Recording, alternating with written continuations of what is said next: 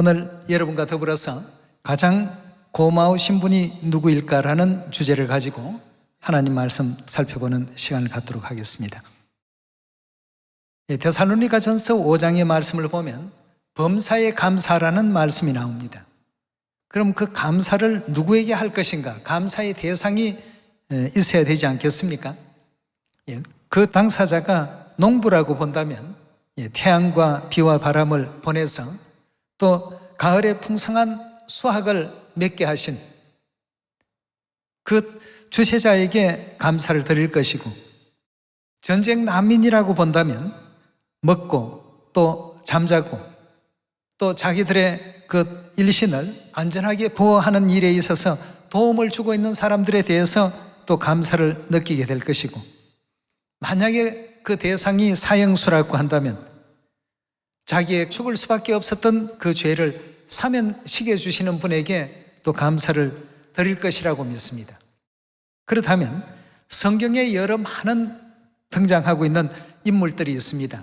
여호수아도 있고 사도 바울도 있고 다윗도 있고 아브라함, 이삭, 야곱 많이 있지 않습니까? 이들은 누구를 가장 감사의 대상으로 여겼을까? 그들의 모든 믿음의 행적을 우리 찾아보면서 우리도 이제 벌써 코로나로 인해서 많은 시간이 지나고 있습니다. 누구에게 감사를 드려야 될까? 가장 은혜를 많이 내게 또 베풀어 준 사람이 누구이며 또 그런 분에게 감사에 대한 어떤 보답이나 답례는 하고 있는가? 우리 자신을 한번 되돌아볼 필요가 있지 않겠습니까? 추석에 옆집에서 추석 음식이라고 해서 송편과 한가와 이런 걸 선물로 우리 집에 이제 보내왔습니다. 예를 든다면 말이죠. 그렇게 이제 보내왔다라고 한다면 그걸 그냥 받기만 하고 가만히 있는 것이 좋겠습니까? 뭔가 감사의 뜻을 전하는 게 좋지 않습니까? 이런 것이 이제 사람 사는 어떤 이 사회 안에서 자연스럽게 일어나는 일인 것처럼 우리 영적 세계 속에서도 뭔가 감사할 수 있는 많은 것을 우리가 받았다면 그래도 작은 것이라도 거기에 부응되는 그 감사의 뜻은 전달할 수 있는 우리가 되어야 되지 않겠습니까? 그렇다면 우리 여호수아 또 사도 바울, 다윗 이들은 누구에게 감사하는 마음을 가지고 일생을 살면서 성서의 그 영웅들로서 기록이 되어 있을까? 또 그들은 어떤 입장과 어떤 위치에서 하나님께 또 감사와 영광을 돌렸을까를 여호수아서 우리 1장을 통해서 한번 말씀을 살펴보도록 합시다.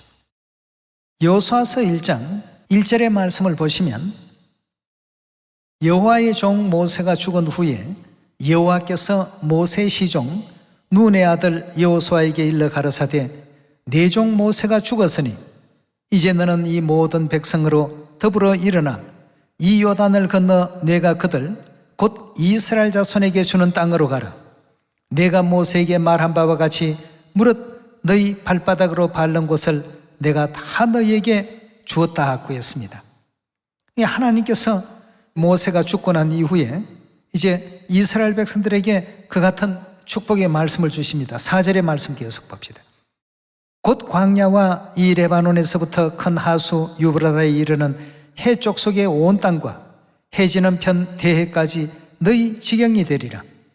자, 이제까지 이스라엘 백성들은 자기들 땅이라고 말할 수 있는 것은 한 뼘도 갖지를 못하고 살아왔던 그러한 민족이었습니다. 이집트 땅에서 애굽 나라에서 그냥 평생 종살이만 하면서 살아왔던 그들이었고, 그리고 이제 하나님께서 약속하신 젖과 꿀이 흐르는 가나안을 향해서 이와 같이 지금 나오고 있는 그런 가운데 있습니다. 이제 모세는 느보산에서 죽었고, 그리고 여호수아에게 하나님께서 후계자로 또 정해주셔서 결성케 하시고, 이제 어떤 축복의 말씀을 주시느냐 하면 5절의 말씀 보겠습니다. 너희의 평생에 너를 능히 당할 자가 없으리니 내가 모세와 함께 있던 것 같이 너와 함께 있을 것임이라. 내가 너를 떠나지 아니하고 버리지 아니하리라. 마음을 강하게 하라. 담대히 하라. 그 여호수아는 모세의 수발만 드는 그런 역할만 지금까지 해왔는데 그 막중한 일을 하나님께서 다 맡겨주실 때 물론 이제 기쁜 마음도 있었겠습니다만 두려운 마음도 있습니다. 이 많은 백성을 다 이끌어서 젖과 꿀이 흐르는 저 가나안 땅을 어떻게 들어갈까? 그리고 저들과 더불어서 필연적으로 일어날 전쟁이라는 것에 어떻게 내가 승리할 수 있을까? 지도자의 입장에 서고 보면 여러 가지 걱정되는 것이 많고 염려되는 것이 많고 저들은 우리의 밥이다라고 말할 만큼 용맹한 어떤 믿음도 가졌지만 한편으로는 어떤 그런 두려운 마음이 있기 때문에 하나님께서 계속해서 마음을 강하게 해야 된다. 담대한 마음을 가져야 된다. 계속 지금 말씀을 주고 있습니다. 그리고 내가 너를 떠나지 아니할 것이다.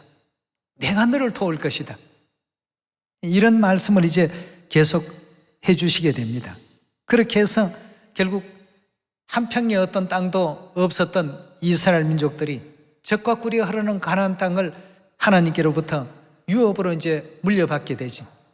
그 정복 전쟁에서 계속해서 이제 승리의 승리를 거듭하면서 여호수아가 느꼈던 것은 하나님께서 우리를 확실하게 돕고 계신다는 것을 절대적으로 확인을 했습니다. 자, 그 확인한 장면 가운데 여호수아서 10장 열어보겠습니다. 10장 12절의 말씀 보시면 여호와께서 아모리 사람을 이스라엘 자손에게 붙이시던 날에 여호수아가 여호와께 고하되 이스라엘 목전에 가로되 태양아 너는 기본 위에 머물라 달아 너도 아얄론 골짜기에서 그리할지라 하며 태양이 머물고 달이 거치기를 백성이 그 대적들에게 원수를 갚도록 하였나니라. 야살의 책에 기록되기를 태양이 중천에 머물러서 거의 종일토록 내려가지 아니하였다 하지 아니하였느냐. 여호와께서 사람의 목소리를 들으신 이 같은 날은 전에도 없었고 후에도 없으나니 이는 여호와께서 이스라엘을 위하여 사오셨습니다. 태양이 기본 위에 멈추고 달이 아얄론 골짜기에서 멈추었던 이 같은 놀라운 역사가 이스라엘 그 민족들이 젖과 꿀이 흐르는 가나안 땅을 향해 나아가는 이 모든 여정에서 경험하게 되었습니다. 실상 태양이나 이런 어떤 그 우주의 전체를 사람의 인력으로 멈춰서게 하거나 막아낼 수 있는 힘이 있습니까? 우리 사람의 힘으로는 도무지 될 수 없었던 일이었습니다만 하나님께서 너희 발로 밟는 곳은 전부 너희 지경이 다 되게 할 것이다 약속을 하셨고 여호수아서 1장 1절부터 쭉 나오는 내용이 담대하라 내가 너와 함께 할 것이다 너를 도와줄 것이다 이런 어떤 내용의 그 말씀을 여호수아는 직접 이렇게 경험하게 된 것입니다. 만약 여러분들이 천국에 가서 여호수아에게 이 세상을 살면서 누구에게 가장 감사한 그 마음을 갖게 되었습니까? 물으면 여호수아는 두 말 없이 하나님이라고 할 것입니다. 하나님의 도움 없이는 이 막중한 어떤 역사를 이뤄낼 수가 있었겠습니까? 모든 어떤 세세한 것까지 하나님께서 전부 다 돌봐주십니다. 태양이 저물어버리고 또 밤이 빨리 이렇게 와버리게 된다면 아모리 사람들과의 전쟁에서 이스라엘 쪽에서 상당히 불리한 싸움이 될 수도 있었습니다.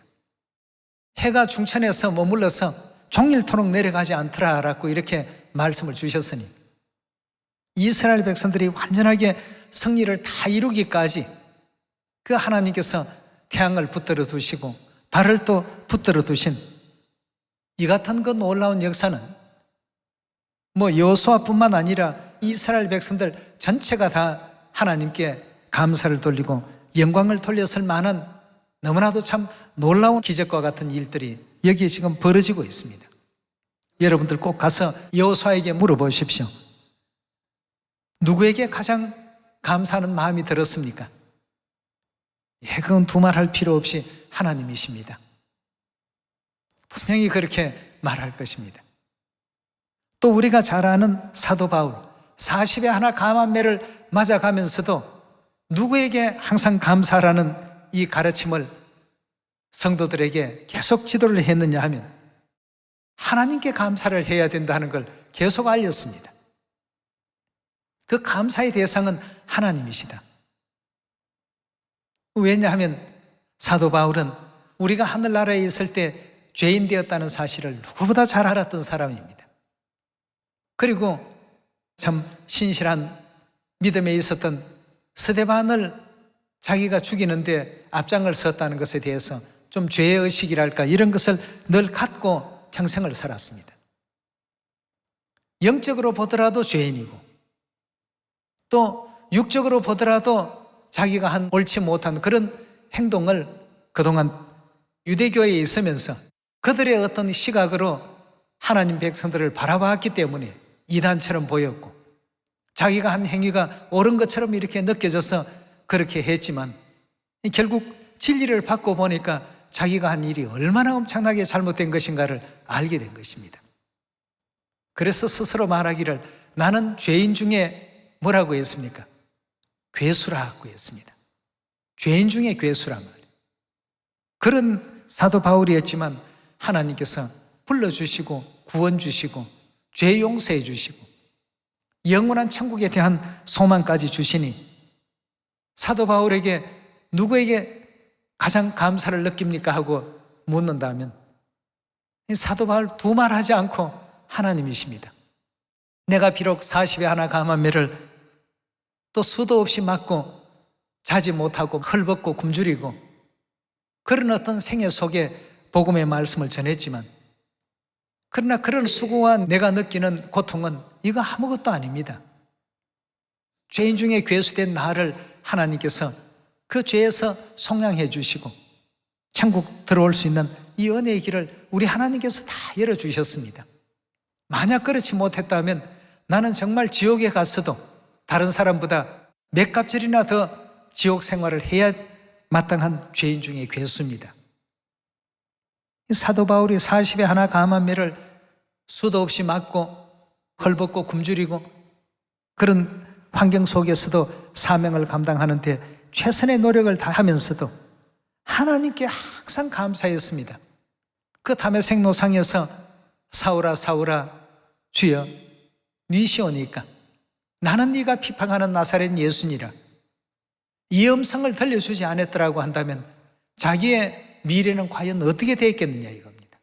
정말 상상하기도 싫은 끔찍한 지옥의 고통 가운데서 세세토록 그 불맛을 보면서 살았을 것 아니냐 이겁니다. 얼마나 감사합니까? 여러분도 저도 가장 고마우신 분이 누구실까?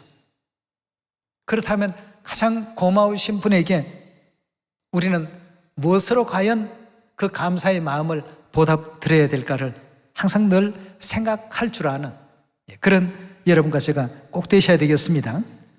우리 데살로니가 후서 2장 열어보도록 합시다.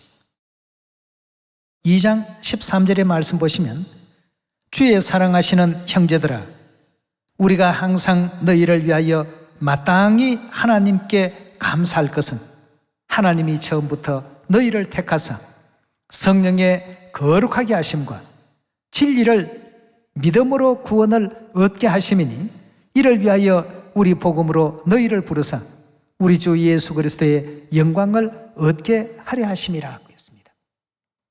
예수 그리스도께서 누리신 그 영광 가운데 다 참여시키시기 위해서 하나님께서 처음부터 우리를 택하여 주시고 이렇게 진리 가운데 불러주셨으니 천하 만민들 중에 가장 감사를 드려야 될 자들이 바로 우리가 아니더냐 말이죠. 그런데도 불구하고 감사는커녕 사소하고 작은 어떤 조그만한 일에 토라지고 불평하고 원망하고 남들은 이만큼 주시면서 나는 왜 이렇게 작게 주십니까?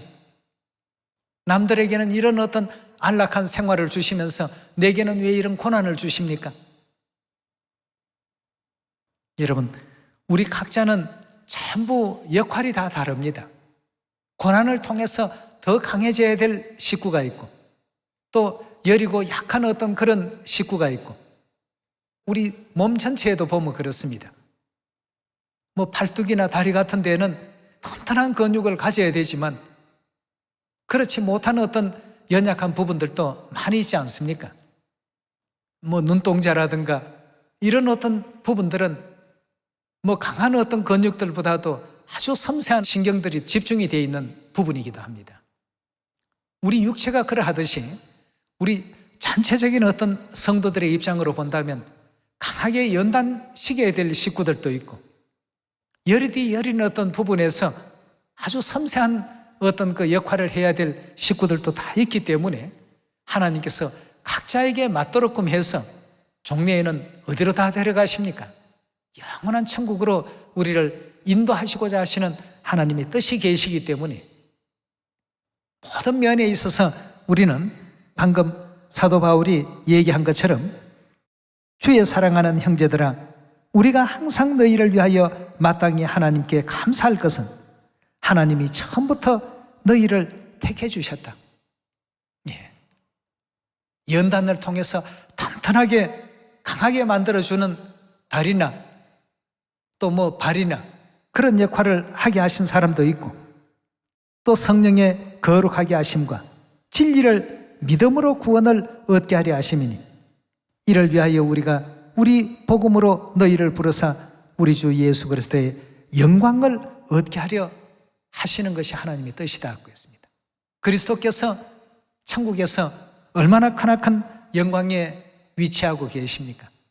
그 영광에 너희들도 다 참여케 하려는 것이 하나님의 뜻인데, 여기에 왜 감사가 들어가 있지 않고 원망이 생기고 불평이 생기고 조그마한 어떤 오해 때문에 또 불만스러워하는 이런 어떤 우리가 되어서는 안 되더라는 것입니다. 저도 여러분도 어떤 것을 우리가 지금 받고 있는지, 이 받은 어떤 은혜가 얼마나 귀하고 큰지 날마다 생각할 줄 알고, 그 은혜에 우리는 과연 무엇으로 아버지 어머니를 기쁘시게 해드릴까? 무엇으로 영광을 돌릴 수 있을까? 나는 영원히 죽을 수밖에 없고 영원한 지옥에서 세세토록 고난받아야 될 그런 어떤 위치였는데, 로마서 6장 23절에서 말씀하고 있지 않습니까? 우리 죄의 대가는 사망이라고 되어 있지 않습니까?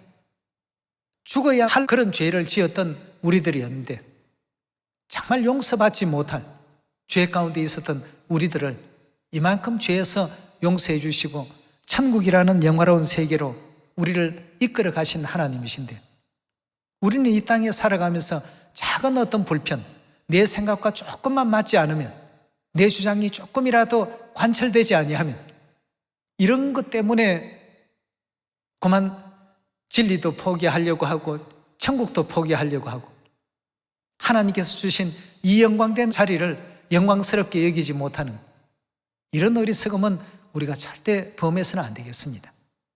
그래서 어떻게 하라고 했습니까? 범사에 감사하라. 이 쉬운 게 아닙니다. 이 범사에 감사하라고 하는 이 진리의 도에 여러분도 저도 다 도달이 되어야 됩니다. 그래서 하면 어떤 상황 속에서라도 이것에도 감사할 내용을 찾아야 되겠고, 저런 곳에서도 감사할 부분을 찾아야 되겠습니다. 하나님은 원망하게 하기 위한 이런 일을 우리에게 제공하시는 분이 아닙니다. 다 알고 보니까 전부 나를 위해 했고, 알고 보니까 나의 어떤 미래를 위해서 예비를 해놓으셨고, 알고 보니까 나 잘 되라고 전부 그런 길로 하나님께서 보이지 않는 희생 속에서 우리들을 이끌어 가셨구나 하는 것을 지금은 알지 못하지만 이후에는 우리 모두가 다 알게 될 날이 올 것입니다. 예수님께서도 그리 말씀하지 않았습니까? 너가 이제는 알지 못하나 이후에는 알리라고 말이죠. 여러분, 하나님은 우리 아버지시고 우리 어머니십니다. 자녀들이 잘못되고 자녀들의 그 미래가 형편없게 되는 것을 바라시는 그런 아버지 어머니가 있습니까? 이 세상에 아무리 악한 아버지 어머니라 할지라도 자식이 그래 되는 것을 원하는 아버지 어머니는 없습니다. 그런데 하물며 의롭고 영화로우시고 거룩하신 우리 하늘 아버지 어머니십니다. 믿으셔야 됩니다. 우리 위해서 살아가고 계시구나.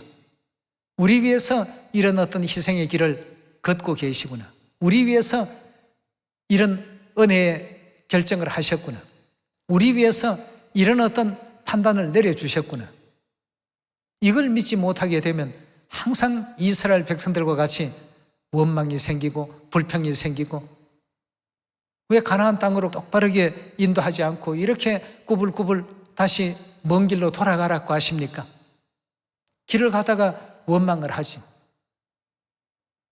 또 뭐 조금만 목마르면 물도 없는 이런 땅으로 우리를 인도해냈습니까? 불평하지요. 조금만 뭐 배가 고프거나 양식이 없다 싶으면 그 먹는 것 때문에 또 원망을 합니다. 그래서 하나님께서 뭐라고 했습니까? 공중의 새를 보라. 심지도 않고 거두지도 않고 창고에 모아들이지도 아니하지만 너희 천부께서 다 먹이고 기르시지 않더냐 말이야. 새가 무슨 창고가 있고 새가 무슨 농사를 지을 줄 알고. 그렇지만 하나님께서 그들이 현재까지 번성하고 있는 이유가 어디 있느냐 말이야. 하나님께서 다 먹이지 않느냐 말이야. 근데 하물며 너희일까 보냐. 너희는 내게 있어서 새보다도 귀하고 또 바다의 물고기보다 귀하고 들판에 뛰어다니는 짐승보다도 더 귀한, 천하보다도 더 귀한 너희들인데 하나님께서 어찌 관심을 두지 않겠느냐 말이야. 이 믿음이 연약한 자들아, 믿음이 적은 자들아, 안타까워하십니다. 여러분, 이 땅에 살아가면서 하나님께서 강성하게 이렇게 양육해야 될 자녀들도 있고 섬세하게 양육해야 될 자녀들이 있습니다. 그건 우리는 모릅니다. 하나님만 아시는 하나님의 섭리 속에 있죠. 누가 섬세하게 자라야 될 자녀인지, 누가 강하게 자라야 될 자녀인지 하나님만 아십니다. 그래서 우리 앞에 주어진 모든 어떤 생활들, 우리 앞에 주어지는 모든 어떤 환경들, 이런 것에 결단코 좌절하거나 굴하지 마시고 우리 하나님께서 계시고 우리를 도우시구나. 바울도 40에 하나 감한매를 수도 없이 맞지만 그 오히려 감사를 돌리지 않습니까? 마땅히 하나님께 감사하라 말이죠. 40에 하나 감한매가 이게 문제가 아니다 말이죠. 나는 이렇게 양육이 되어야 될 지체 중에 한 부분이기 때문에 이런 거친 경험을 하지만 또 섬세한 어떤 식구들도 있으니까 우리가 어떤 부분에 있더라도 항상 하나님께 감사를 돌릴 줄 아는 우리가 되어야 된다. 성령의 감동을 입고 기록한 말씀 속에 그렇게 기록되어 있습니다.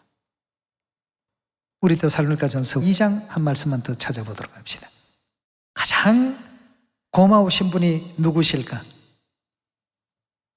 영원히 죽을 수밖에 없었던 우리 하늘 죄인들을 또 살려주시고 영원한 그 천국으로 돌아올 수 있도록끔 인도해 주신 바로 하늘 아버지 어머니십니다. 크게 보면 이 땅에 일어나는 소소한 내 주위에서 나를 돕고 있는 사람들이 전부 하나님께서 보내신 어떤 심부름하는 역할을 하는 사람들입니다.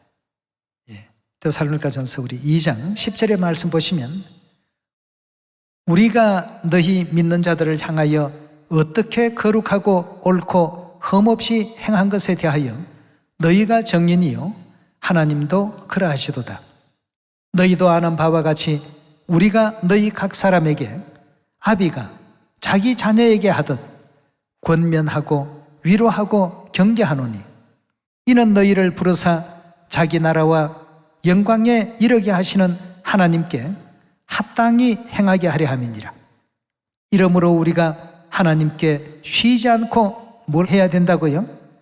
감사함은 너희가 우리에게 들은 바 하나님의 말씀을 받을 때에 사람의 말로 아니하고 하나님의 말씀으로 받음이니 진실로 그 모든 것이 다 주신 말씀처럼 그렇게 다 되게 될 것이다 말이에요. 그렇다면 하나님께서 요한계시록 21장에서는 사망도 없애주시고 고통도 없애주시고 또 아픔도 없는 그 영화로운 천국을 허락하실 뿐 아니라 22장에 가서 보면 세세토록 왕노릇하는 영광 가운데도 우리를 인도해 주신다고 하지 않았습니까? 근데 요한계시록 20장에는 보면 어떤 문제가 나오느냐 하면 사단과 마귀와 거짓 선지자들은 세세토록 밤낮 없이 어떻게 된다고요? 불못에 던지움을 받아서 거기서 세세토록 고난을 당한다고 되어 있지 않습니까? 그들이 당하는 고난의 장소가 누가 가야 될 곳이었습니까? 본래는 우리가 가야 될 곳이었습니다. 근데 거기서 건져주시고 그런 어떤 고난 가운데서 해방시켜 주신 것만 해도 하나님께 범사마다 감사만 돌려야 될 그런 여러분들과 저라고 볼 수 있겠습니다. 우리의 삶의 어떤 그 종착지는 이 땅에서만의 일이 아니고 장착할 영원한 천국입니다. 하늘나라에 무사히 입성할 수 있도록 이 땅에서 더 많은 감사 속에 살아갈 수 있는 여러분과 저가 됩시다. 이 땅에 살아가는 과정에는 많은 불편함이 있고 내가 뜻하는 뜻대로 이루어지지 않는 일도 많이 있을 것입니다.